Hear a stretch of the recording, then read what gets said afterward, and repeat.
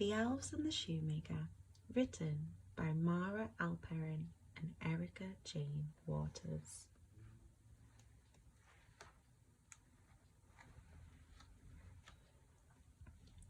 In an old and shabby shoe shop there lived a cobbler Stan and his wife Jan. Though they were poor, they were very happy, for they loved to make shoes. Shoes for walking and shoes for jumping, shoes for skipping, and best of all, shoes for dancing. Every day, Stan and Jan worked hard making shoes for their little shop, and every evening they slipped on their favourite dancing shoes and waltzed the night away. The villagers loved to watch them dance, and before long, people young and old whirled and twirled through the door to join in. All summer long the shoemakers danced, sharing their joy with everyone around them. But soon the bitter winter came, and as the weeks passed, fewer and fewer customers stopped to buy shoes. "Whatever will we do?" worried Stan. "Soon we will have no money left and no more firewood." The shop grew quieter and quieter. That night, Stan and Jan huddled by the tiny fire, their fingers too cold to sew and their feet too frozen to dance. "Let's go to bed," Jan chattered. "Perhaps we'll think of something in the morning." But in the morning they awoke to find the most magnificent pair of shoes. "Leaping laces! Who made these?" marvelled Stan. Before they could start to wonder, the shop door opened and in marched their first customer in weeks. "Good day," cried the customer. "My name is Sir Flumby. I spied those splendid shoes in the window, and I simply must have them." The shoes fitted perfectly, so Sir Flumby paid Stan a handful of gold pieces and skipped away merrily in his new shoes. Delighted, Stan went to the market to buy some supper and firewood. And that night, the shoemaker and his wife danced with joy once more.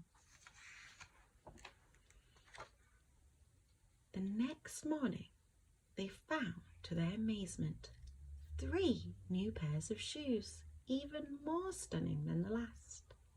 Stan and Jan could not believe their eyes. But just then, "Greetings, shoemakers! I am Sir Flipsy Flopsy, and I have heard tales of your marvellous shoes." "Why, they're even more fabulous than I imagined," he bellowed. "I shall buy them all. 1 pair for me and the others for my horse Toby." So Sir Flipsy Flopsy filled the shoemaker's pockets with gold coins and galloped off.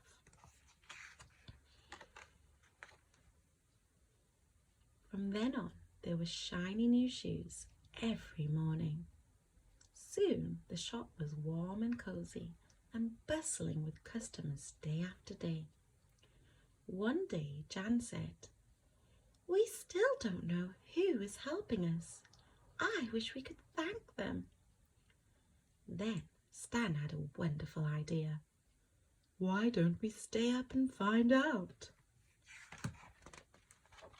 So that night, Jan and Stan hid behind the curtains.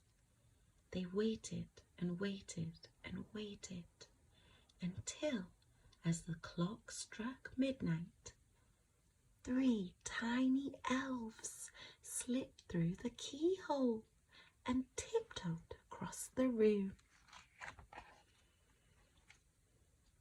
The elves set to work with a stitch, stitch, stitch and a rap-a-tap-tap, and as they worked they sang, We love jumping, leaping, prancing. We were sad when you stopped dancing. So in we creep while you are dreaming, making new shoes bright and gleaming. All night the elves sewed until the sun began to rise. And then, quickly, quietly, they popped back through the keyhole. Stan and Jan were so surprised by what they'd seen. "What delightful little elves," Stan whispered. "We must repay their kindness." "Let's make them their own little dancing shoes," said Jan. "And some dancing clothes too." So the next morning, that's just what they did. Jan knitted tiny jumpers using tiny pins, then sewed on tiny apple pips for decoration. Stan crafted tiny shoes from dandelion leaves, then stitched them with daisy stem laces. And together they made little pointy hats, finished with the tiniest pom-poms.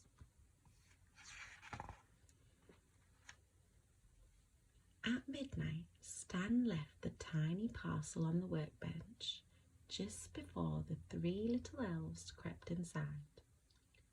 "For our very special helpers, may you dance the night away. With love, Jan and Stan."